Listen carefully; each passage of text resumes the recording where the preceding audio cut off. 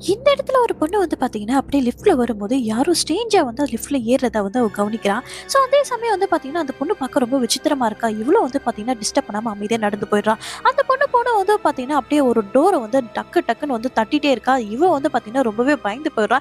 So இப்ப அப்படியே police கால் பண்ணிட்டு வெளிய எட்டி பார்க்குறா. ஆனா அந்த இடத்துல வந்து பார்த்தீங்கன்னா, இப்ப அந்த ஸ்ட்ரேஞ்சான பொண்ண வந்து காணோம். சரி ஓகே அப்படின்னு சொல்லிட்டு இவளும் வந்து விட்டுடுறா. ஸோ இதே போல வந்து பார்த்தீங்கன்னா, செகண்ட் டே வந்து பார்த்தீங்கன்னா, மறுபடியும் ஏதோ ஒரு சத்தம் கேட்குது. திருப்பியும் வந்து பார்த்தா, நெக்ஸ்ட் டே நைட் வந்து அந்த பொண்ணு வந்து பார்த்தீங்கன்னா, மறுபடியும் அந்த கதவு வந்து அடிச்சிட்டு இருக்கா.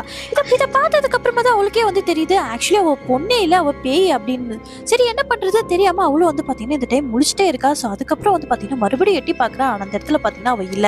சரி ஓகே இதுக்கப்புறம் கதவே திறக்கக்கூடாதா சாமி அப்படின்னு சொல்லிட்டு கதவு மூடிட்டு உள்ள போயிட்டு பார்த்தீங்கன்னா, அமைதியா உட்கார்றா. இந்த டைம் வந்து பார்த்தீங்கன்னா, அவளோட விண்டோ மேல யாரோ ஏறுற மாரி ஒரு சத்தம் கேட்குது. அவளும் பயந்துட்டே பார்த்தீங்கன்னா, அப்படியே போய் விண்டோ ஓப்பன் பண்றா. ஆனா அந்த இடத்துல பார்த்தீங்கன்னா, யாருமே இல்ல. இது மாரி ஒரு சிச்சுவேஷன் நீங்க இருந்தீங்கன்னா என்ன பண்ணுவீங்க? கமெண்ட் பாக்ஸ்ல சொல்லுங்க.